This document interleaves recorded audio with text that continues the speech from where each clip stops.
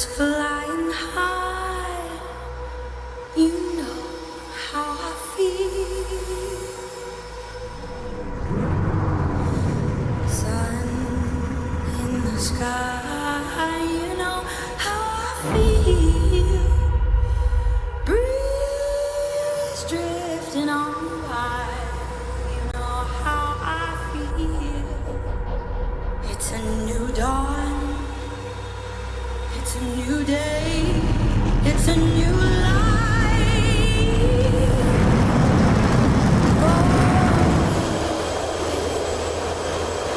And I'm feeling good.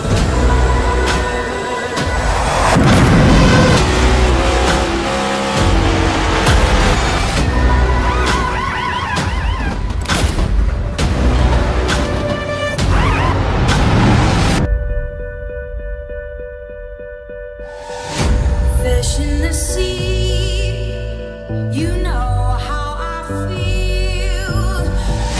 River running free, you know how I feel.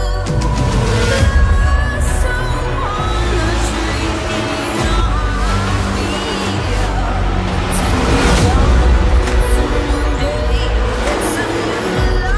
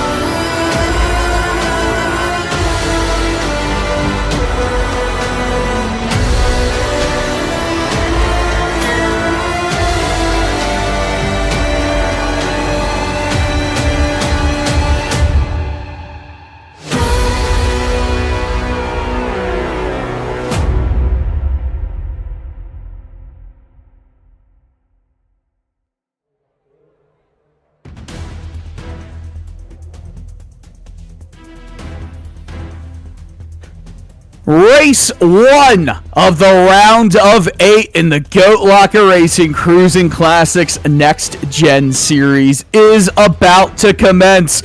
You're live watching on Maconi Entertainment as we go to the virtual Kansas Speedway for a 100-lap showdown with right now almost 20 drivers in the field, but only 8 of them are playoff contenders. Dylan Coyle alongside Jeremy Briggs bringing you the action here on Maconi Entertainment. Jeremy, we saw some great racing in the round of 12. All of the drivers here in the round of 8 are going to be even on points. 2 races, just Kansas and Richmond. This is the only mile-and-a-half intermediate racetrack of this round, and if you shine here, it's now or never. A win gets you into the championship 4, but a good points day is a must. Absolutely, Dylan. This is going to be another one of those awesome races. I can just feel the intensity in the air with the season coming so close to a close right here at Kansas. This is going to lead to some awesome racing. Watching these drivers trying to use different lines, trying to keep their nose clean, keep all that downforce on them. We'll have to see how it plays out over these 100 laps for these 8 drivers that are still in the playoffs. And man, it is awesome to see 18 drivers out here driving while only 8 are in the playoffs. So it's anything can happen. We'll have to see who plays a spoiler. Let's take a look at the starting grid for the race here tonight. Levi McCarty will get pole position alongside Patrick Drabick. Both of those 2 drivers are round of 8 competitors, and we see even more of them in the first 2 rows. Eddie Smith and Jeremy Gardner, also playoff contenders. Jacob Ellingson, not a playoff driver, but as always has really solid runs, has had a really bit of hard luck in the season so far. He will start on the inside of row 3. Brandon Evans, another playoff driver, will start in P6. Jason Taylor, also the number 60 car, is in the playoffs. George Jewell, Timothy Wilms, Jamie Barkis round out the first 5 rows. Wilms is another playoff driver, just made it in from the round of 12 on points. Corinne Smith, Charles Aber, row 6. You saw a flash above the screen. Corinne Smith will be getting a penalty. We believe she'll start at the end of the line to start the race. Tyler Justice, Jesse Whittington, row 7. Whittington, also a playoff driver. James Kaufman, Charles Stevens, Charles Feltz, Bobby Germain. Round out your first 9 rows. Timothy Jones is not participating in the race tonight. That is actually race control. So 18 drivers all ready to kick us off. 100 laps here at Kansas Speedway. You're watching on Maconi Setup Shop and Maconi Entertainment, the official setup shop of eNASCAR. It's your home for setups, paint schemes, coaching, broadcasting, event promotion, and more on the iRacing service. Visit MaconiSetupShop.com for more information. Of course, Jam Printing and Promotions is the Pole Award. It's the title sponsor of it. It's veteran certified. It's an organization that contributes printing and promotional sponsorships to more than 60 local nonprofits with a primary focus on organizations that assist veterans, women, and children. Jam is GLR's go-to promotional company. And finally, Cruisin Classics, the title sponsor of this series, houses hundreds of unique automobiles within a 56,000 square foot showroom in Columbus, Ohio. One of the best collections of muscle cars and classic cars for sale in the U.S. There's something for everybody when you come to visit. About to go green flag racing here at Kansas. 2 races in the round of 8. 3 races left in the season. Who is going to win here tonight? Will it be someone punching their ticket to Texas, or will a playoff spoiler be inbound? Green flag in the air. We are underway here. 100 laps at Kansas.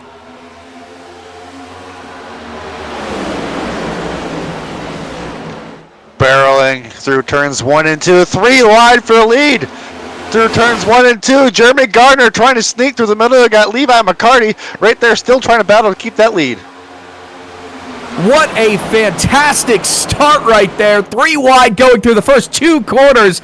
Kansas has progressive banking, so it is very easy to get runs on all sides, all parts of the racetrack. We cross the line. Levi McCarty leads lap 1. Oh, some contact right there, it looked like, between Patrick driving. Oh, there's a wreck. Wreck in the midfield into 1. Multiple cars involved. Jason Taylor, big hit. Got some air. Whittington avoided it.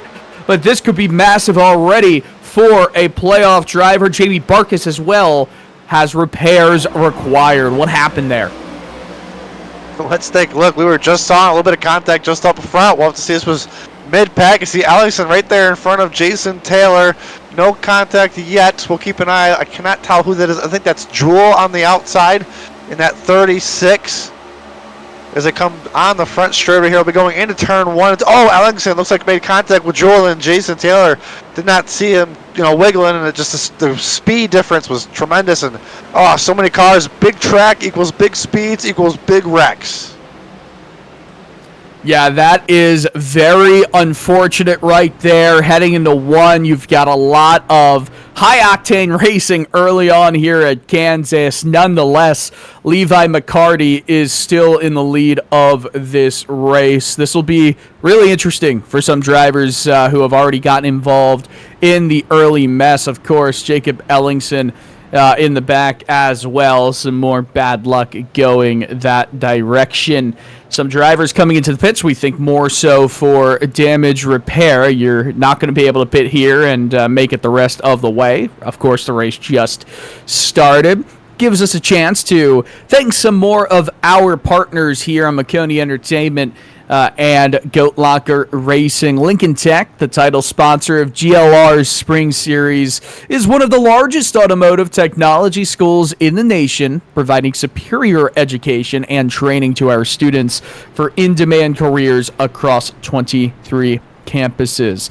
InVets, founded by veterans for veterans in Indiana, is the title sponsor of GLR Sunday Series. InVets aids in transitioning to civilian life, focusing on job placement and finding the right community for veterans and their families to ensure their success and happiness. And finally, Hidden Wit Brewery, the title sponsor of GLR's Tuesday Series and veteran-owned, was born from the desire to help you find a little escape from the world outside within our doors. Stay a while, connect with old friends, make new friends, and create lasting memories. And Jeremy, I know that we have just been told that was a racing incident as per race control.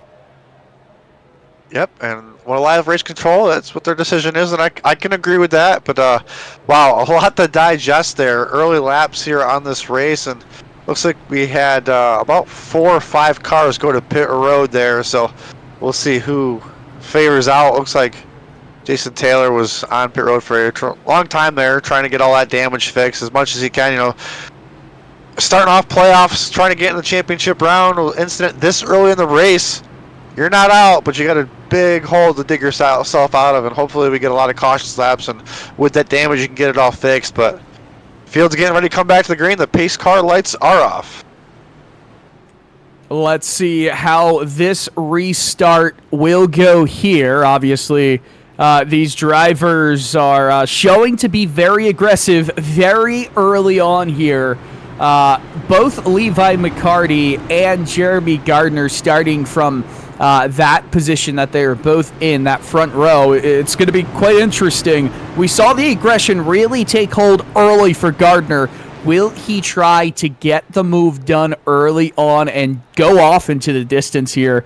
2 drivers were showing as out of this race at the moment, Charles Phelps and Jamie Barkus. That is unfortunate for those two. So 16 on track right now. The pace car peels off down pit road. Lap 6 of 100. We're back underway under green. And a good jump right there from Levi McCarty. But overall, the outside line did not get going very well. Neither did the inside, really. The 2 teammates are hooked up on the bottom.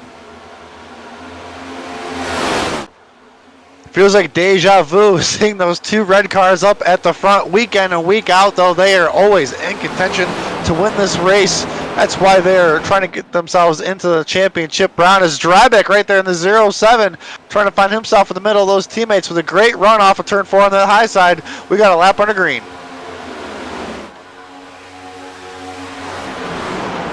One lap of green flag racing as the sky turns orange, a tint meaning sunset is well underway here in Kansas City, Kansas. You know, Kansas Speedway is truly on the Kansas side of Kansas City. There is obviously Kansas City, Missouri as well. I believe Kansas City, Missouri is a bit more populated, and in this Kansas racetrack, we've got a battle for the lead and a swap of positions. Patrick Drabek gets it done down the inside, but on the outside, right up against the wall, it's going to be McCarty fighting back. Unable to clear is Drabek. Not going to have momentum down the backstretch, and it's teeter-totter.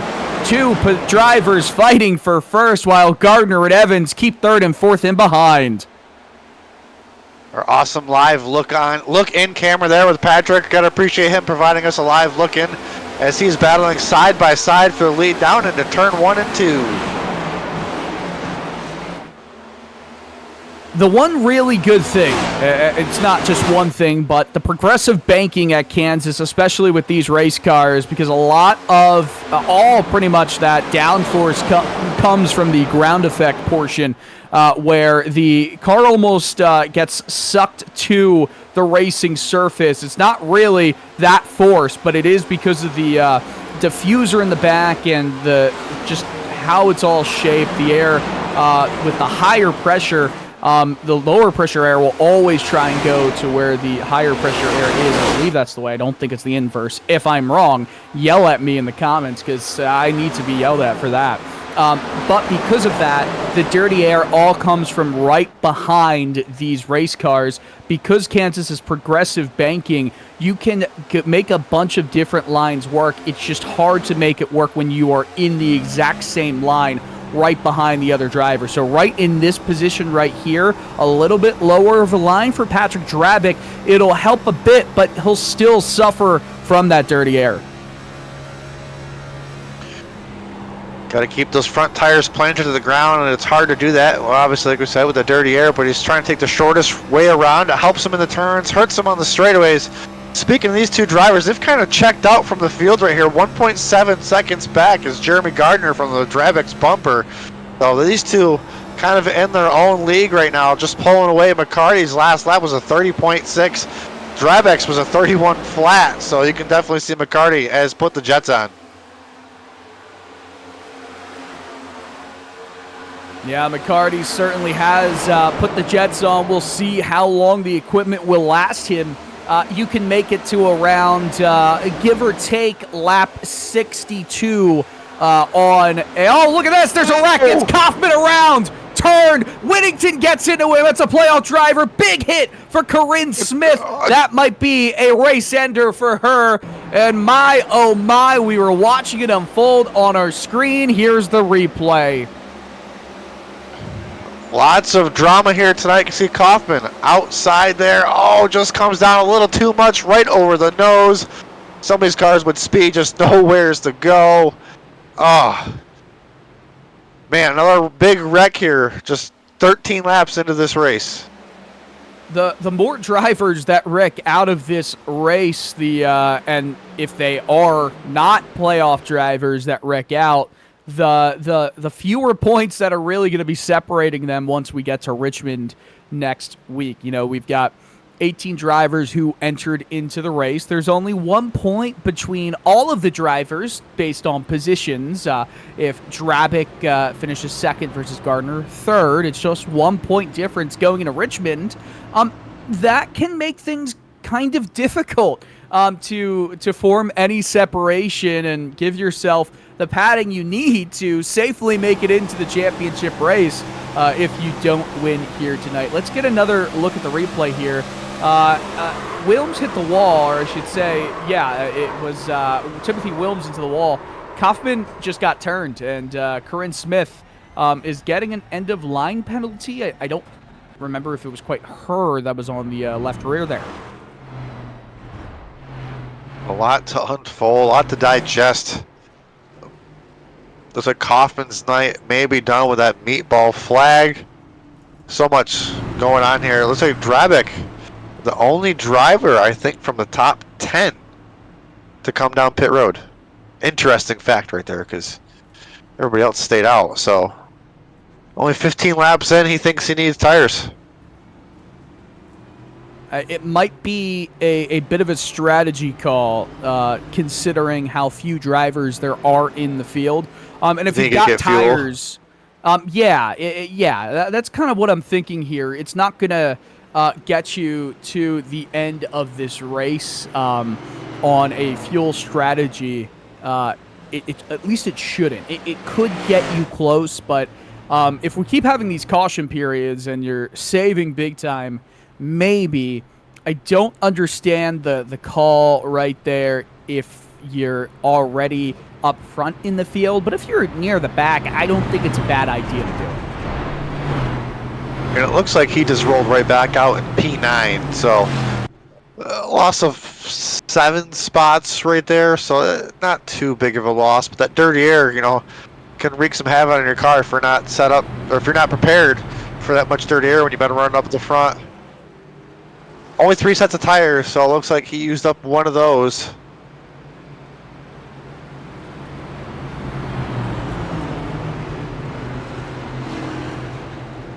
Looks like the pace car lights are off here, Dylan. We're getting ready to come back to green.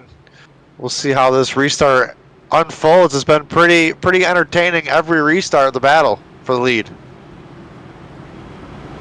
Yeah, it's been every restart has been quite entertaining so far. You just hope that these drivers stop wrecking it as much as they have so far.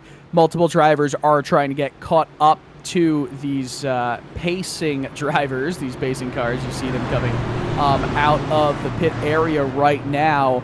But we do have 14 cars on track at the moment, at least as far as we can tell from our live timing. It might get even back to 15, but we started with 18. We'll see how much the attrition rates continue to play a factor in the race here tonight. Restart number 2 after caution period number 2 coming up now. And Levi McCarty on the inside. Green flag back out once again.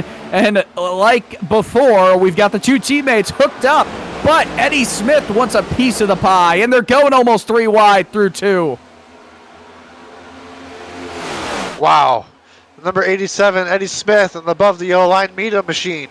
Just passing the teammates right there. Trying to take a look at the lead here on the inside of McCarty. Really good racing again right off the jump. And these 2 teammates, they're not trying to sit and relax. I mean, you know, we've seen them work together. We've seen them momentarily choose to race against each other. I feel like they have this understanding, right, where, yeah, they'll race aggressively, but they'll also know when to push, when not to push, when to work together for the betterment of each other. Right now, they know it's chaotic on this restart, and already they're under fire, and Drabic is trying to fight with one of the teammates at the moment. As you can see, Drabic here trying to battle. They got 2 cars in front of them. Stevens and Gardner side by side, trying to pick whatever lane has the least dirty air when it goes through the turns, trying to carry the momentum on top. You'll see that the Stevens machine will get back up to the wall, so Drabek's going to try and use that momentum to go to the bottom, down into 3 and 4. And then you'll see the Gardner machine is going to get into his dirty air. We'll see, get him into some dirty air. We'll see if he can slide in front of Stevens. He can do that, but Stevens, of course, with that run on top, is going to get right into his back bumper. Looks like he's going to choose to push him there a little bit. And Drabek makes that pass happen. Yeah, Drabic, remember, he did get those tires like you were just saying, so with that being the case, with it being so few cars right now in this field active on the racetrack, he's able to really build momentum and fight his way through the field. Look at that speed on corner entry, and he keeps it up mid-corner, but he does sacrifice some. He scrubs some speed on corner exit. It's because he drove in so deep with his speed. Jeremy Gardner is able to fight back down on the inside, but Gardner's dealing with Eddie Smith in the dirty air. He's really receiving from there. This should be relatively easy for Drabic to get a move done, and yes, indeed it is. As he makes that pass there on Gardner, Charles Stevens right there in the 84 tried to keep his nose in there. As you can see, Drabic goes right past Eddie Smith like he was pretty much sitting still. Safe to say, tires are king here tonight. Only after 15 laps, I don't even think they were all green. No, not at all. You know, sometimes when you're a driver like Drabic, who has seen his fair share of, I wouldn't say incidents, but up and down moments throughout the season, we've seen him at the back of the field fight his way back up to the front of the field. He's one of those drivers that is one of the fastest, but also is one of the most noticeable on the racetrack. When he's involved in something in a race, you typically will see him making moves on track, whether that's a off-kilter strategy call or by just driving his way up through the field. It's very rarely a dull race when Patrick is involved in something. And of course, we saw that in-car with both him and Brandon Evans. Brandon has the actual motion rig, and that is always fun to see from his perspective. Eddie Smith is mired in this battle here. A lot of bobbing and weaving, drivers trying to find the clean air, and that can lead to some wrecks happening. So we'll definitely keep an eye on that as he slides up. I believe that was Gardner that slid right up in front of Timothy Wilms. Wilms gave him a lot of leeway as Wilms trying to make that top side work now. We'll see if he can get to that right rear quarter panel. He cannot. He'll try to get around him on the straightaway here. Looks like they all go down all the way down to that grass. As every foot counts as Gardner makes the left-hand turn on the inside of Smith. Yeah, you kind of see how all three of those drivers right there, from Smith to Wilms to Jewell, you see how they kind of had that accordion effect where one driver who was third in line had a corner entry closer to the bottom, the next was a little bit above, the next was a little bit above. It's because they're all trying to find some clean air in the pack that they're racing in, just to continue moving forward and keeping their speed. Something to look out for a lot in this race tonight. Kansas would be such an awesome racetrack to host a championship event, especially in the real world. I know that maybe the facilities aren't there as much, and the setting of Kansas City might not be as glamorous for what NASCAR might want to do. I know I would say the How warm do industry you think it would be? Yeah, say that again. How warm do you think it would be in Kansas in November? Oh gosh, it would not be warm. I would tell you that for sure. And now again, we've But it got would be a good battle for track. the lead. It would be a great track to host the championship. It's just I don't know about the setting that NASCAR wants. But yeah, you're absolutely right about that. It would be way too chilly, and I do wonder what impact that would have on the cars, on the tires in a race. There is McCarty with a block. Oh, was there contact there? Yes, there was. Yeah. Evans is all over the back bumper of the McCarty car. I mean, just pushing him around that turn right there, letting him a little bump, say, hey, I'm here, I'm ready to make this pass. He's trying to do everything he can, trying to find just a little bit of clean air. Look at, just keeping his headlight just to the left helps that car turn when you're behind somebody like that. Yeah, and they know that Patrick Drabick is lurking in the background. These two drivers are not really keeping their stuff, I should say, relatively fresh early in the going here. I can't really say it's early in the going anymore. We're almost a third of the way through this race, and it does give us some moments to think about fuel and pit strategy in this race. Let's say you can make it to 70 laps on a green flag cycle on fuel. That's probably doable. It's not completely written in stone, but it's probably doable. So I wouldn't be shocked to see some drivers roll the dice and do a massive undercut, while other drivers are probably going to wait till more of a halfway point in this race to make their one and only stop. Now, of course, you've got drivers like Drabick who pitted around lap 15. They can probably contact make for it. lead. Oh, goodness. We do have contact, and a leader switch might be coming here at the stripe. It was McCarty who held the lead, but going into one, these two side by side. We'll see if we can get a quick replay of that. Contact off of 4. Brandon Evans is getting really desperate, trying to do everything he can, trying to get around that 12 machine. Take a quick look at that replay off of turn 3 and 4. You'll see the Brandon Evans machine coming with a head of steam. McCarty and Evans just racing so close. Yep, we're going to turn 3 and 4 now. We'll be coming to the straight front stretch, and I believe the contact happens right out of 4. Oh, yeah, that's some massive contact right there. And Evans, I mean, he was pushing tight. It wasn't like McCarty was squeezing him down or anything like that. I think Evans just was trying to use up as much as he could of the racetrack and just ran out of track before getting into the side of McCarty. Let's take a look at some of the battles going on throughout the field. Eddie Smith right now, of course, we just saw him in 7th. These two, Bobby Germain as well as Charles Abert, they are fighting for P12 right now. They're running side by side at times throughout the race. And Bobby Germain also has the fastest lap of the race. He set that with a 30.518. He'll be back in 13th. Doesn't really matter if you're setting some good lap times, I guess. Not at all. If you're tuning in here tonight, you're looking at our scoring and timing the drivers with that blue marker. That is our playoff drivers, so you can keep track where the round of 8 drivers are right now. As you can see, Jason Taylor, the lowest driving playoff driver at this time. We'll have to definitely probably win his way in potentially next week. McCarty, I think he got into the wall. Yeah, Levi McCarty has suffered something. It slowed him down massively from that much of a lead. What, a 10-car length advantage, maybe even less? He just got into the wall off of 4. that wasn't where it happened. Evans has a run. It's got to happen on the exit of 2 here. Oh, no, it's on the entry to 1. Just slides up and then just kind of gets sucked up into the outside wall. Rides it the entire way through 1 and 2. And just as big as that gap was from he to Evans, it grew from Evans to him.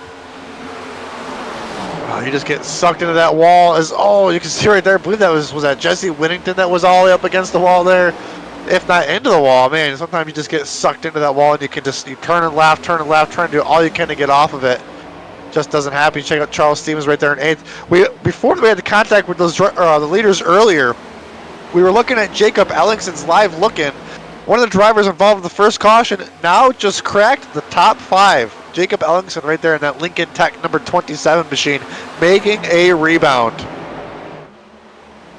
Yeah, Ellingson is doing a really solid job right here. That secondary caution really helped him out to get that disadvantage that he was holding back to a bit of an advantage now. He's got fresher tires. How much equipment has he used, though, of those fresher tires? It's not like the tires are, 30-plus laps fresh. It's got probably just 12 fewer green flag laps on them compared to the drivers in front. But remember, Drabic also pitted.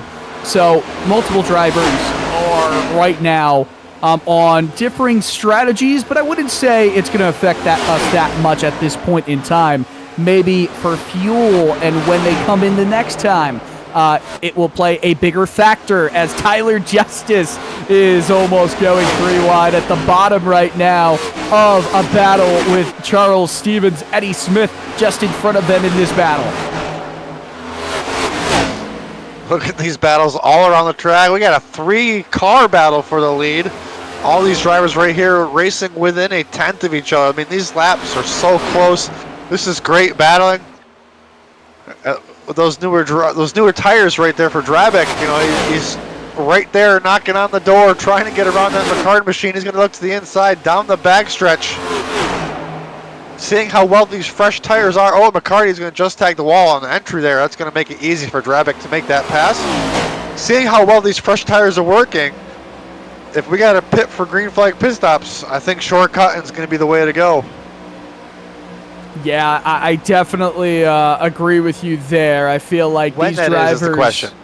Yeah, that really is the question. If the tires are showing up as much as they are, as Patrick Drabic says hello, goodbye. Oh, wait a second. He says hello and stays there for just a momentary touch too long. It allows Brandon Evans to fight back on the outside. I thought Patrick was going to be flying by on corner exit, but he really got held up mid-corner there. As he throttles it down there on the bottom with 1 and 2, tries to slide up there into the front of Brandon Evans. He's going to make that pass. Evans, though, not giving up. Those are awesome drone shot down the back stretch. See these drivers still continuing to battle side by side. And then just right there, about 5 car lengths back, is the McCarty machine trying to make a comeback as these two are messing with each other, slowing each other down. The 07 of Drabic, though, leads that lap. Yep, the 07 does, but there's contact. Evans got held up from Drabic. Levi McCarty at a full burst of speed was held up by the both of them. And again, contact is made between the 39 and the 12. This is getting even more intense than we would have thought for this point in the race.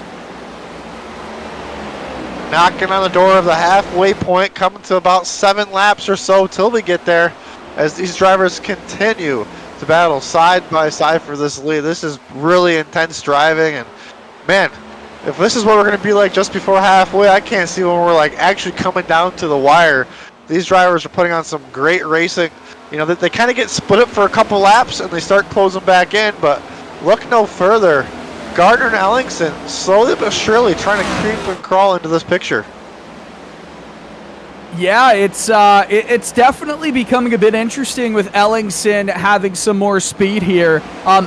It's still interesting to me, right? We see Drabic and we see Ellingson, but we also see Timothy Wilms on the off strategy from the rest of the leaders, and you got to throw your hat a little bit to Jesse Whittington.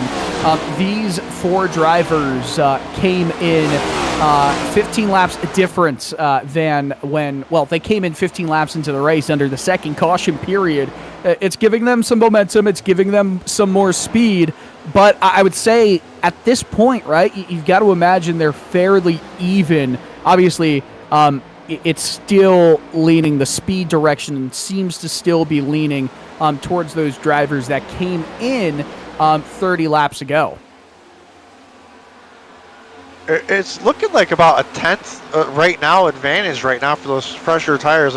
It doesn't sound like a lot, but as I'm watching Drabek right here, every lap, he's slowly but surely ticking away, and he's almost got over almost a second lead already. So surprisingly enough, those tires seem to be working. Like you said, I thought they were going to even out, and it was going to kind of just not work out as well as it did, but it definitely seems to be helping him, continue to keep pace. And that was just a half a tenth difference, but it's got to be having the confidence in the world right now, driving out front with those fresher-ish tires. As you saw Ellingson right there, still right there in the top 5, and just look at the rest of the field. We still got 14 cars on the lead lap, 14 cars running. I appreciate the concern there from your voice as the inflection went up and down as a close moment happened on track, and George Jewell showing that close moment right there. Oh, man, got into the wall. Could have been a lot worse, though. Whew. I tell you what, these drivers have got their hands full. Kansas, a mile and a half, it sounds so simple, but right now they have got their hands full. This is the longest green flag run of the night, and we are just, I'd say, 3 laps away from halfway. Well, guess what? You would say, because that is accurate, because we are 3 laps away from halfway here. 100 laps at Kansas Speedway. 2 cautions in this race so far. I want to give a quick shout out to some more of our partners here. Glove Station is the title sponsor of GLR's Monday Series. It's committed to providing quality gloves and protective gear for a wide range of daily activities and jobs, from tinkering on home DIYs to working in industrial environments. We've got you covered. Nasty's Restaurant and Bar, the co-sponsor of this race right now. This series is based in Hilliard, Ohio, and hosts numerous fundraisers with the goal of advancing veteran-based sim racing. And hey, Nasty's patrons, raise a glass. I always want them to do that. Jesse Whittington in the wall, by the way, in front of Tyler Justice. We need a live look-in at Nasty's Bar Grill sometime so we can make sure that they're doing that. We really do. We really, really do. There's some more movement here. Charles Stevens gets by Jesse Whittington. Whittington and Jason Taylor not having the best races for playoff drivers. You can't really hate a top 10, but when there's only 18 drivers in the race and only 14 on track right now, halfway through, you can hate a top 10. Speaking of drivers and running positions right now, top 4 all playoff drivers. Ellingson right now being the spoiler, non-playoff driver. Then 2 more playoff drivers behind him. As you can see, Whittington and Taylor there are last running of the playoff drivers, as it looks like Whittington off the pace or coming down to pit road. It wouldn't be shocking here. That's exactly what we're seeing. So right at the halfway point, Whittington comes down pit road. Probably could have lasted a few more laps, but hey, it's not the worst call to go with a minor undercut compared to where I think most of the other drivers are going to come in. So we can definitely say this for sure, for certain, pit stops are underway. Right now, giving himself a 1-lap advantage. Looks like we got Charles Feltz, our 18th running driver. with a 29-minute stop, because he is dead last and 49 laps down after being involved in the wreck on lap 1. We always have to call out our producers when they do something like that, because they call us out too, and it should be both ways. Yes, absolutely. Hey, we are not immune to calling out anyone, Whittington, I feel like, has been on pit road for a while there. Yes, he has, over a minute and a half now. It has to be from some damage as well then, because that is not going to be a race-winning strategy whatsoever. Whittington down 2 laps right now. And, I don't know who Cole is, Howie, our producer, because my last name is spelled with a Coyle. What? Coil. Coil. And speaking of bad names, I am one of Played them. yourself. Dylan Cole. That is not my name. What is Dylan and Cole Sprouse from Sweet Life? Good Lord. Lap 54 of 100 right now. And Levi McCarty is chasing Jeremy Gardner. It was before Patrick Drabick took the lead and sailed off into the distance. This was the battle for the lead. These two have been inseparable tonight. I was trying to. McCarty. So close to that wall each and every lap. I was trying to think if Whittington had a 40-second penalty, if that might have been the answer to why he was on pit road for so long. For possibly speeding. I mean, that would be a very obvious thing as well, and also would be quite unfortunate to do under green flag circumstances. I mean, that's potentially just race ending. You're going to have to rely on multiple cautions to potentially get yourself back onto the lead lap. Right now, Jason Taylor, who also came into the pits, would get the lucky dog. Brandon Evans has taken the 39 car down pit road. So this is an undercut, and this could be a race-winning move. McCarty as well, now coming to pit road. Let's see how this all plays out. McCarty does not want to be undercut here. Pitting right with Evans. Drabick, though, still continuing to motor around. We'll see when he decides to come down pit road, because obviously these drivers are going to have at least 1 lap fresher tires at this point. Let's see how it plays out, as it looks like Drabick is going to continue around to try to stretch the lead out as much as he can right here, as McCarty makes a left-hand turn to his pit stall. Yeah, McCarty had to answer back quickly, and you'd have to imagine with the way that these lap times have been going, it's been well over a second in fall off as the run has gone on.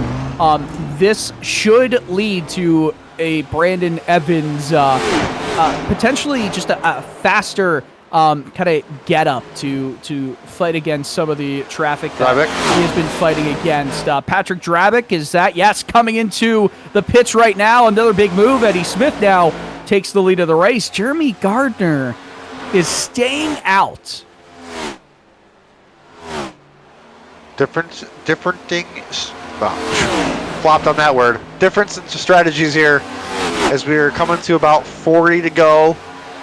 Just right around the corner. These drivers know they need fuel, so the pit stop's got to happen sooner or later, and you want to have a little bit of advantage. There we go. Gardner making left-hand turn to pit road.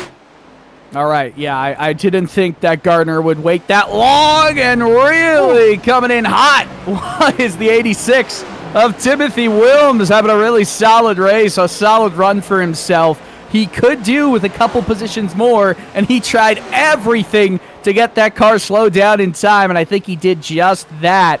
Almost everyone has brought their cars down to pit road. Jacob Ellingson, Charles Abert, they still need to, as well as Eddie Smith and Bobby Germain. Other than that, the entire field is good to the end of this race.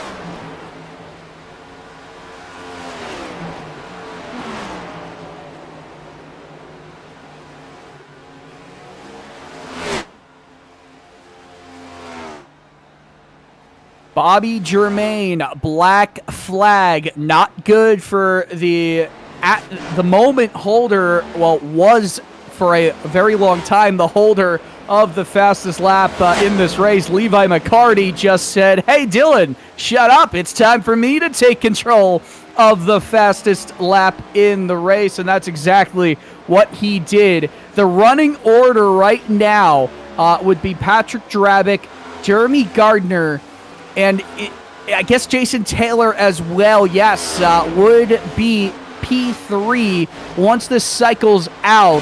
However, there are around 7 or so laps in between the extents of when these drivers have come into the pits for the undercut and when they came out of, or came into the pits with the overcut. So lots of storylines to keep in mind.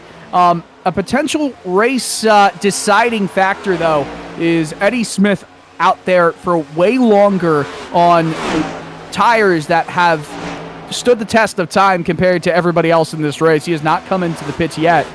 He's going to push so hard and be able to do that, abuse his equipment even more once he comes out of pit road. By the way, Bobby Germain still down pit road.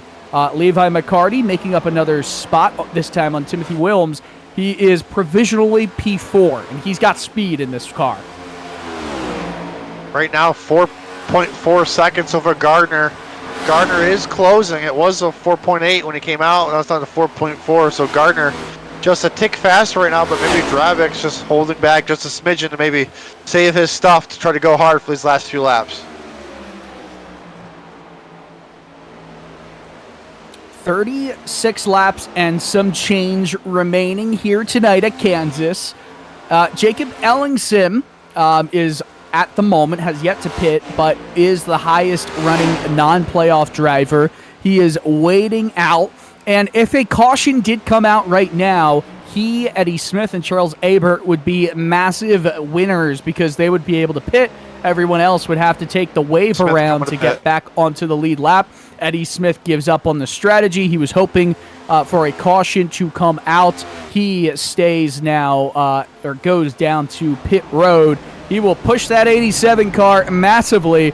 And I got to say, other than his performance at Dover, I would say that both he and us in the booth would agree this has not been the playoff run he's been hoping for so far. Definitely a strong contender to win each and every week. It seems like right now he just kind of seems to be in a slight funk. Trying to get out of that is going to be difficult as the 07 Adrabic gets ready to go around our leader of Ellingson to unlap himself. Ellingson still continuing to hold on to that strategy for as long as he can. His laps are winding down. I got to give Ellingson credit. He was spun out the first wreck of the race there and found himself leading a few laps here, so I got to give him some credit where it's due, you know, making that comeback after being spun so early in the race and getting a little bit of damage. So he's making his march. Let's see how it plays out in this strategy. As you look at the 84 of Charles Stevens right there on just the inside of the top 10. You got Levi McCarty right there in the 12, just behind Jason Taylor. That's top 5 fighting right there. Right there you got Charles Stevens right there behind Tyler Justice in the 33. Stevens trying to get that outside to work, trying to get a run down the backstretch. We'll see if he can get to the inside. I mean, any driver right now that's a lap down just because they did a massive undercut compared to the two leaders, they are fighting like crazy to get back onto the lead lap. As McCarty gets by Jason Taylor, that is a position on track and a position to potentially march back into a race lead fighting strategy. 32 laps to go right now in the race. Tyler Justice, we're seeing him on screen. He's currently embroiled in a small battle with Charles Stevens. It's two drivers not in the playoffs at the moment, or at all for the rest of this season. But still, they're fighting for 8th place tonight. And Stevens and Justice, two of the drivers you can expect to see week in, week out. They're having a solid race here tonight.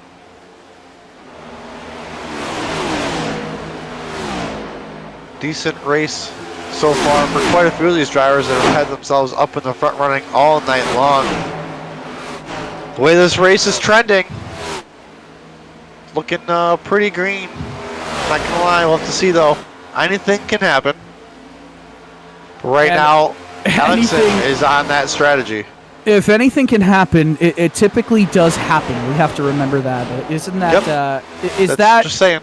What word is that? Is that it's not Schrodinger's cat, right? Schrodinger's cat. It's not that.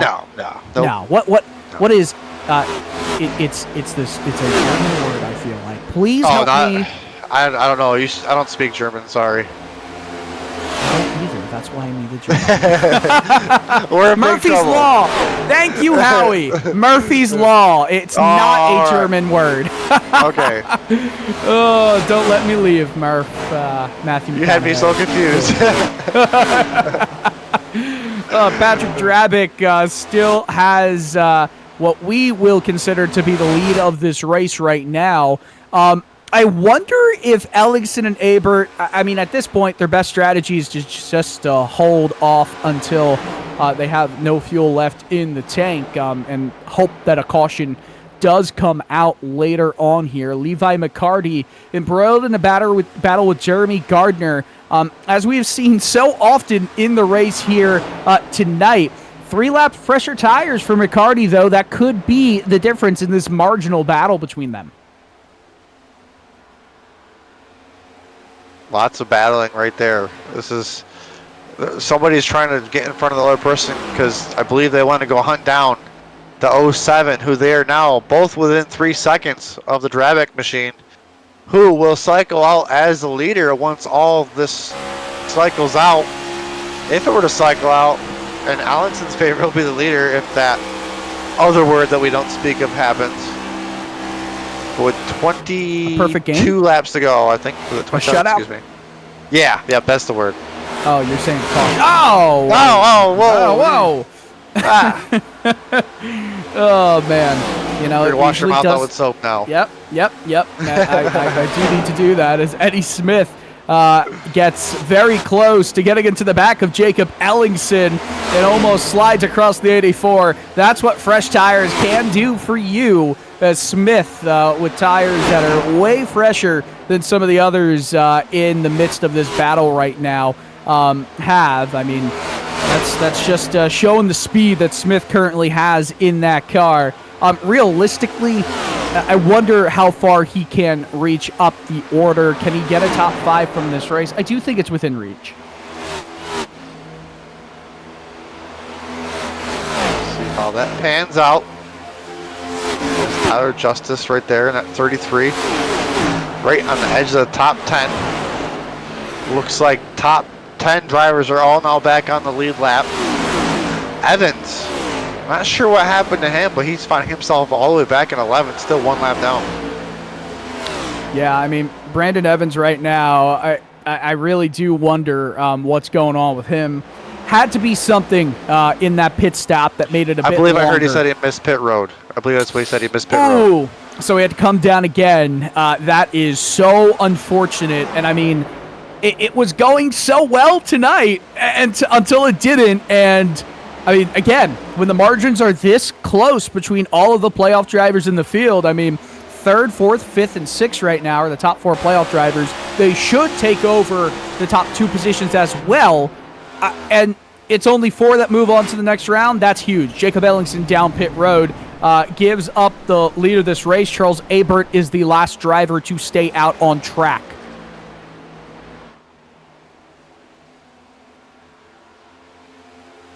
So Ellingson, strategy didn't work out as well as he wanted to. We'll see what he does right here, see what these fresher tires can do for him. I believe the other driver's got about almost 20 laps on him, but we'll see how far back he falls because of his strategy, trying to flip it here.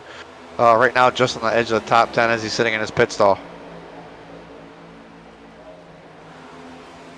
So with the top 6 provisionally in this race being playoff drivers, it's going to be so interesting going to Richmond. We shouldn't look ahead yet, but if Drabick wins this race, or Gardner and whoever that is currently in the playoffs, that leaves only 3 positions available left for a driver to point their way in or to win their way in to the championship race on May 7th at Texas Motor Speedway. If you're Whittington or Evans, this is just bad territory to be in. Gonna have a lot of sweating to do next week to try to get to that championship race. And it's gonna be a heater. It's gonna be tight battling. It's a short track. Temperatures will flare. Everybody's gonna be making desperate moves. Desperate times, you know. We'll have to see how it all plays out. But one driver that doesn't have to make any desperate moves, that's that 07 machine. Save 22 on the side. Coming around to 20 laps to go. Currently sitting with a 3.2 second lead. This is a lead that I don't know is going to come down. This, I'll say this for sure. What a unbelievable strategy call from Patrick earlier in this race to put 15-lap fresher tires on the rest of the field and move back up through the field.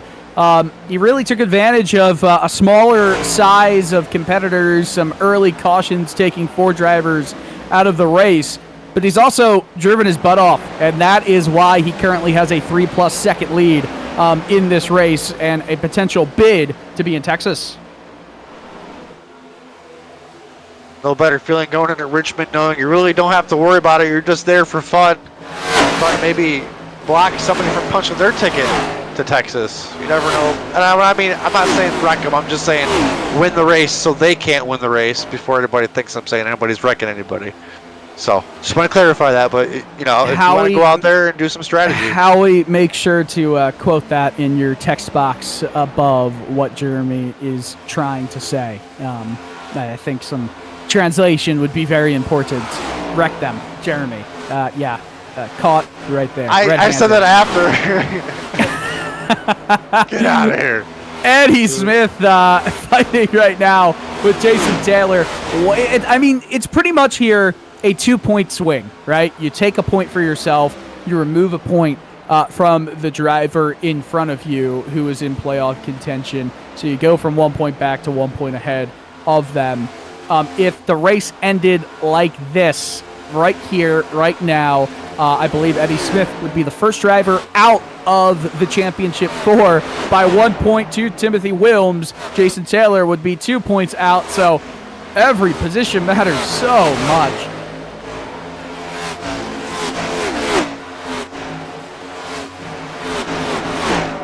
Got to fight to the end here. With laps winding down, coming to 16 laps to go. See Charles Stevens right there in the 84, currently running 7th. This looks to be the closest battle on the track right now between these 3 drivers. This is for 6th, 7th, and 8th. Look at that slide up through corner number 2 for the 84 machine. Chasing down the 60 of Jason Taylor. Charles Stevens and Tyler Justice, 2 non-playoff drivers, could really mess up the hope of the 60 cars' chances to make it to Texas. I mean, got passed, of course, by Eddie Smith a few laps ago, has lost the pace in that vehicle, and, I mean, look at this speed difference on corner entry. Even on corner exit. Yeah, there's a push-up from the 84, but goodness me, the 60 is using up so much of the equipment. Obviously has momentum from the high line. Is going to lose another spot here, probably another spot in a lapse time. Or less than, at this rate. Those tires are falling off right here for Jason Taylor. We noted it, obviously, with losing the lead, using the fresher tire strategy, and unfortunately, sometimes the fresher tires don't last as long as you would like them to. This is true. And if you push really hard, it obviously ends up being worse later in the run. Jason Taylor losing another position. Eddie Smith, look at this. He gets by Timothy Wilms. Huge for that cut line. Remember, past this week, if Drabick wins or Gardner or whoever wins this race, this right here is the cut line that we're kind of looking at. Smith just put himself into 4th place in the playoff standings, while Timothy Wilms is now 1 point behind if the race were to end right now. By the way, don't look too soon, but a half second, probably 0.8 actually, has been jumped out of the lead that the 07 has held over the 57 for the majority of the last few laps. Not going down without a fight. Last time by, the 07 ran a 31:47. The 57 ran a 31:49. So very close lap times. A lot faster on lap 86. It was almost 0.2 for Gardner, but it almost equaled out over the last couple of laps. We'll see what it is this time by, and it does look like Drabick has been able to push a bit harder and re-extend that race lead, or at least hold it steady for the time being. Yeah, way faster for Patrick Drabick that last time by on lap 89. Only 11 more laps to go. I think Drabick would be very happy to see this race run green to the end. And I know some other drivers that are hoping it doesn't go green to the end so they can dip their hat at a potential bid to the championship race. I'm sure from second on back, they all want a caution right now. And 2.6 seconds back from leader. It's so close, yet so far, as the leader was dealing with the lap traffic of Ellingson there, but Ellingson was so much faster, did not affect the 07 of Drabick whatsoever, as Drabick still continues to put just a little bit faster laps up. Yeah, and this is another big battle right here. Eddie Smith on Levi McCarty. McCarty has to deal with Smith pushing a bit tight, but room is given. It's very fair. Eddie Smith, well, we were talking about him not potentially having the best playoffs that he was wanting so far. Of course, last week it was a nice surprise, he said, for himself. But, I mean, this is strategy, this is speed, this is the Eddie Smith we're used to seeing up to third. I'm sure he wishes he had more time because he's about a half a second faster than the leaders right now. Just a little bit too far back, I think, to get there. But we'll have to see. Anything can happen. He may be able to get to Gardner, but we'll see. Yeah, we will absolutely see right now. If he catches up to Jeremy Gardner, I mean, it's a whole new game, right? It gives Eddie Smith another point of comfort, another point of safety, where a top 5 almost guarantees him a spot into the championship for next race. And I mean, top 5 is not a hard or not an easy thing to do, but the margins being as thin as they are, it will come into effect, be a factor later on.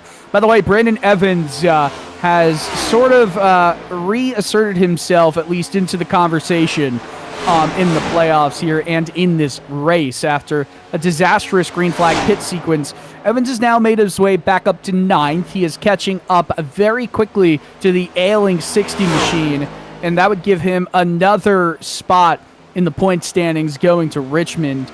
He would still be, give or take, 4 points, I would say, down the cut line, but it would be damage limitation for him. Wow, watch Eddie Smith's times right now. I'm sure Eddie Smith is wishing we had more time because he's just ticking away. These leaders are running 31.6s. He's running just about 31.3s. So 0.3 quicker, just a tad too far back, I think. Yeah, I do think just a tad too far back, but I mean, that speed difference is unreal. 5 laps to go. Now 2-ish seconds back of Jeremy Gardner. It needs to be a half second a lap, and that's exactly what he did that last time by. So hold up, it's not exactly over, but catching and passing are two different things. We'll see what he does here on lap 96 if he's able to keep that up.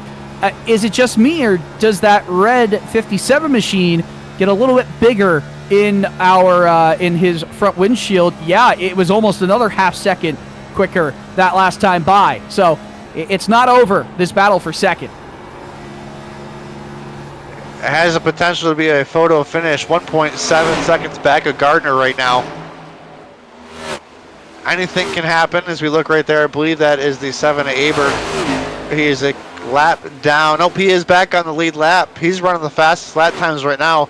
He's right there in 10th spot. You can see Timothy Wilms right here. He's running in 5th. Right there in front of him is that number 12 of Levi McCarty. That is 4th. So that's our battle for the top 5 right there. Any points matter right here. Laps are winding down. Yeah, every single point really does matter. Eddie Smith, we're watching that timing, and just in the first third of the lap, he just gained almost 0.3. That's unbelievable. Levi McCarty now losing steam to Timothy Wilms. This would be a fight for the playoff cut line, especially with McCarty being so fast tonight. It would be a shame to see him, or at least from his perspective, on the outside looking in next time by. The gap between Gardner and Eddie Smith, 0.8 with 2 laps to go. Patrick Drabick, though, is still the leader, and this has been a heck of a race for the driver of the 07 machine. The driver of 07 is getting ready to grab that white flag.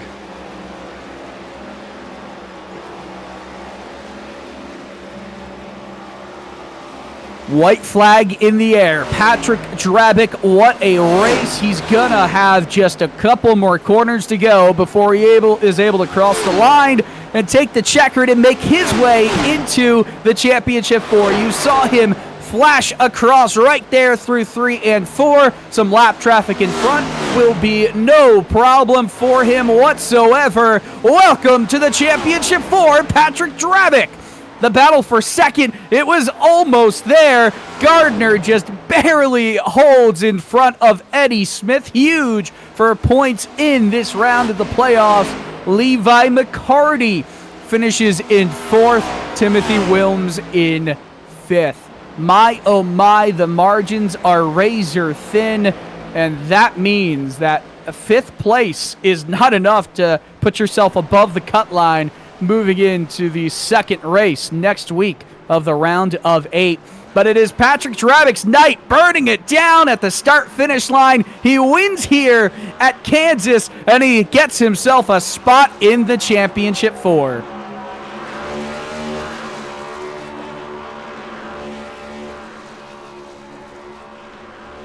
What a run for the driver of the Save 2207 machine.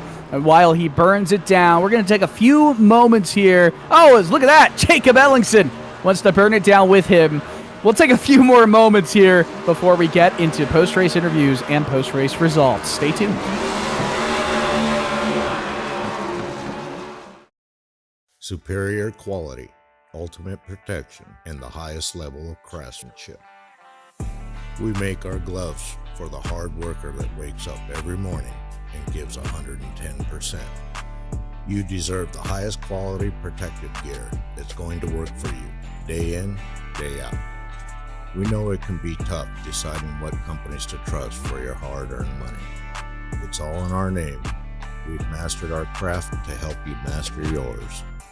We make our gloves rugged, durable, and designed for you. Whatever the job is, we have you covered. We are your glove station. A thriving job market and low cost of living, plus a wide range of veteran benefits, make Indiana the perfect place for veterans of the United States military to call home. InVets can help you find that home. We're an organization started by veterans to help former service members transition to civilian life in our state. InVets can help you find the community with the career opportunities, housing, schools, and amenities that fit your lifestyle. To learn more about InVets, visit us at invets.org today.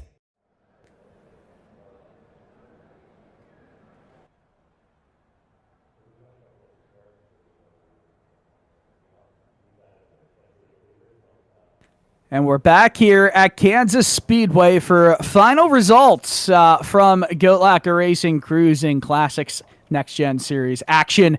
Patrick Drabick wins by 4 seconds over Jeremy Gardner. Eddie Smith almost got up to him.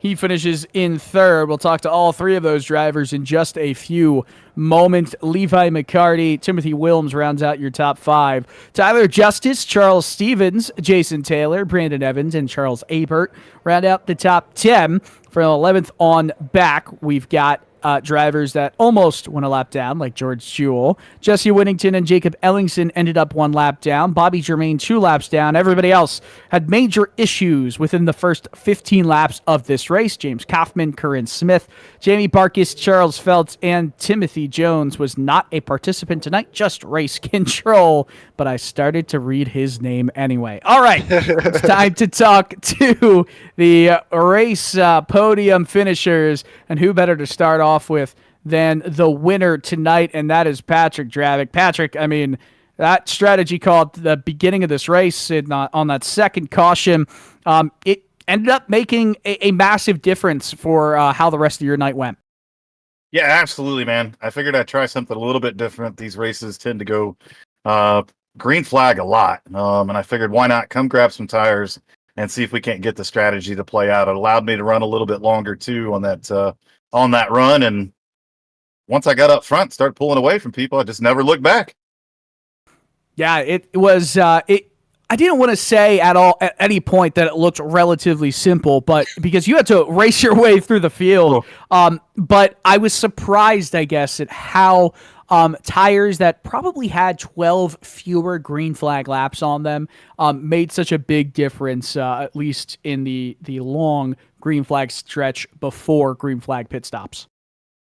Yeah, they did. I mean, and it really depended. Kansas, you got to take care of the tires. I mean, I think you say that about almost every track, but it is super important what you do in the first 10 laps that'll determine the next 40 laps. And so I, even during that run, when I had the fresher tires, I really took care of them in the beginning and ran third for quite some time. And then I moved it to the top side of the track when the time came, and was able to get by Levi and Brandon. And then from that point forward, it was just kind of set and sail. But yeah, tires were paramount, and yeah, that call definitely paid off tonight. All right, so you're in the championship 4. Yeah. I need your initial thoughts about that. How's that feel? That's pretty amazing, man. When you can come into the first race of the first round and lock yourself in, the pressure just goes away, man. You're not worried about points. You're not worried about, I definitely wanted to get up and lead a lap tonight to grab a bonus point, but all that doesn't matter anymore. I get to race free next week at Richmond, and then focus some time and energy on Texas Motor Speedway. So man, I'm so stoked to get this Save 22 07 Chevy Camaro into the championship race, but more importantly, park it here in Victory Lane tonight. Yeah, it's going to be a lot more comfortable, I would say, for sure, at Richmond next weekend. Patrick, congratulations once again. I know you're going to want to thank all the partners who make it happen for you in GoatLocker Racing. Yeah, well, obviously, Save 22 got them on the side of the car. They're an amazing veteran organization that is doing so much for our veterans all across the nation. They're gearing up for their big hike on May 3rd in Massillon, Ohio. So if you can support them, great. Go buy a T-shirt. If you could be there in person and sign up for the hike, please do that. Lincoln Tech and everything that they do, they've been an incredible corporate sponsor of ours and done some amazing things with us. And we have our big car show with them at the Indianapolis campus on June 28th. It's an evening car show, so from 5 to 8 p.m. If you happen to be in the Indianapolis area, come out and check us out. And then Cruisin Classics, who's been with us forever. It is so cool to be partnered with an organization like them for the years and years and years that we have. So an incredible thank you to them and Nasty's Restaurant and Bar there in Hilliard, Ohio. And of course, the Indiana Department of Veterans Affairs. It's because of them and the grant that we got that we are able to do so much for so many veterans. So I'm just stoked to be in Victory Lane here tonight, man. Congratulations to a lot of guys. Jeremy Gardner was bad fast here tonight. Eddie Smith was coming on strong. Jake Ellingson ran a decent race. It wasn't for some pit road stuff. So, incredible win here tonight. Definitely got to celebrate it. And then looking forward to that championship race in Texas.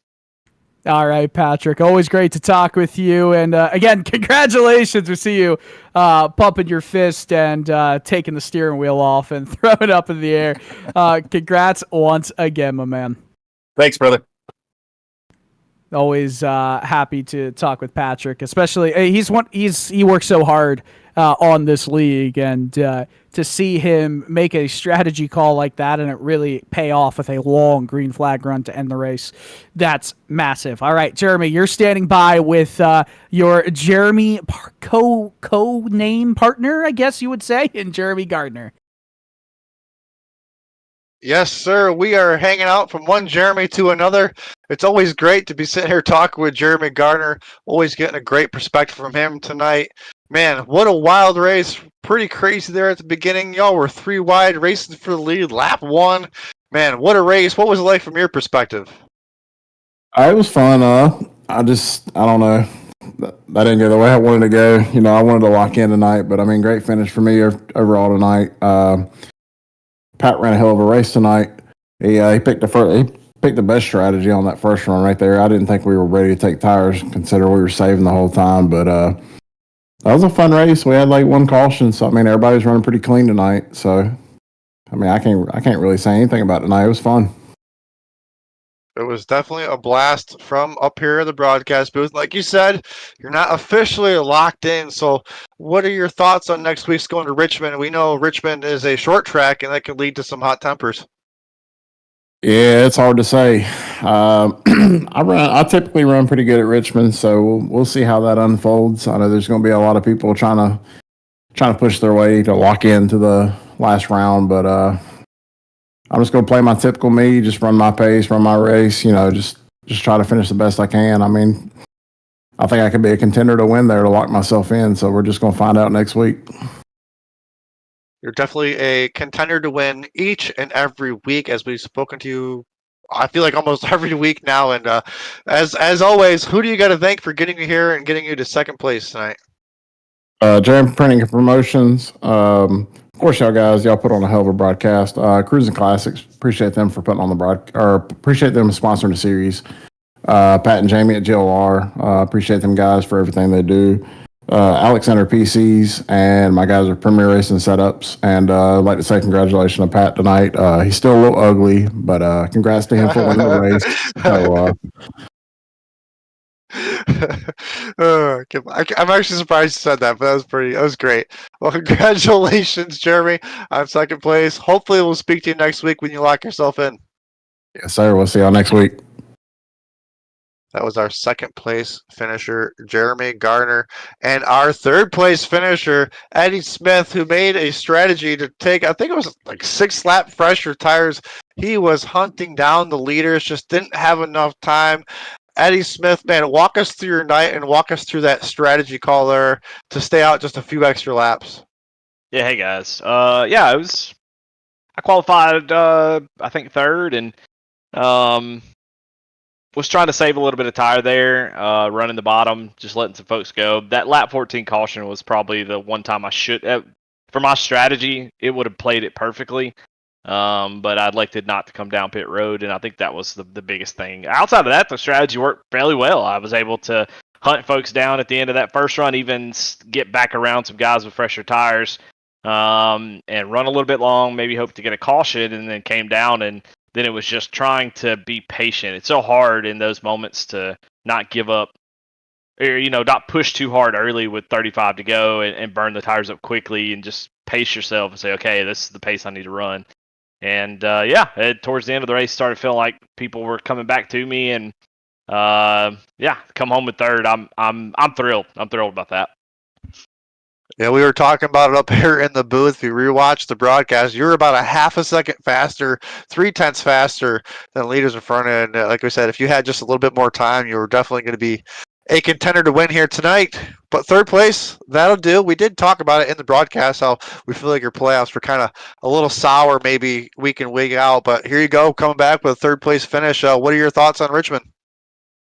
Yeah, I don't know. I think I'll be points racing next week and just try to make sure that I finish ahead of the folks I need to finish ahead of and get to that final race. I think that's really the goal every season, is to make it to the end. I don't have any thoughts I might win the thing, but you can't be the champion if you don't get to that final four. And so that's the goal. Get up. You never know what can happen in that race. So my goal next week is just pay attention to the points and be there at the end.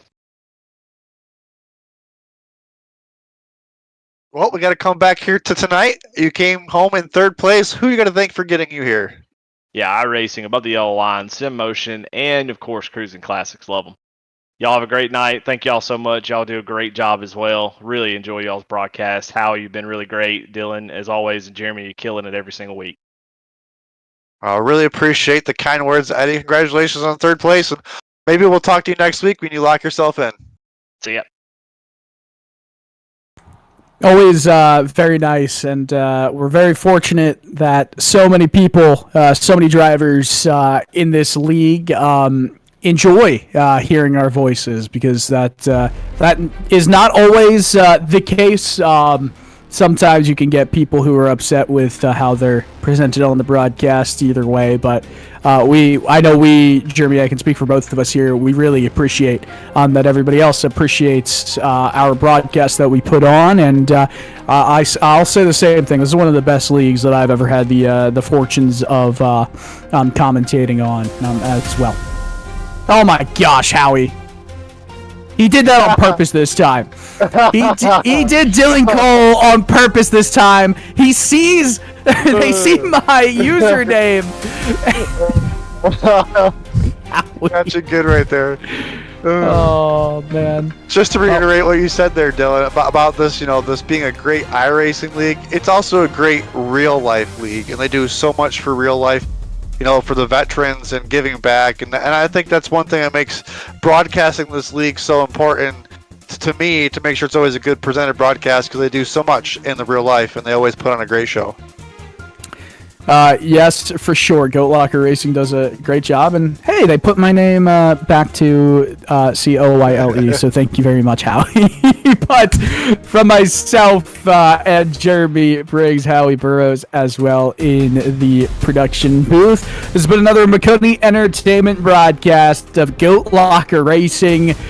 Join us next week for the Cruisin Classics Next Gen Series Race 2 in the round of 8 at Richmond. Of course, all week you can catch more broadcasts on Maconi Entertainment on various social media platforms. But that's all we've got for you now. From Kansas Speedway, good night and good racing. A thriving job market and low cost of living, plus a wide range of veteran benefits, make Indiana the perfect place for veterans of the United States military to call home. InVets can help you find that home. We're an organization started by veterans to help former service members transition to civilian life in our state. InVets can help you find the community with the career opportunities, housing, schools, and amenities that fit your lifestyle. To learn more about InVets, visit us at invets.org today. When you want to be the best, you can't settle for the rest. For anything on iRacing, there's just one name you need: Maconi. With the launch of Maconi Entertainment and Maconi Competizone alongside Maconi Setup Shop, we now provide the best of the best in setups, paint schemes, coaching, broadcasting, and event organization. With cars across all 4 license classes, we have what you need to hit the track with confidence. Grab a subscription and save money while going fast at MaconiSetupShop.com/subscriptions. There is a reason that Maconi Setup Shop is partnered with more real-world tracks and companies, including Junior Motorsports, than any other group on the iRacing service. And remember, at Maconi Setup Shop, there are setups, but your victories.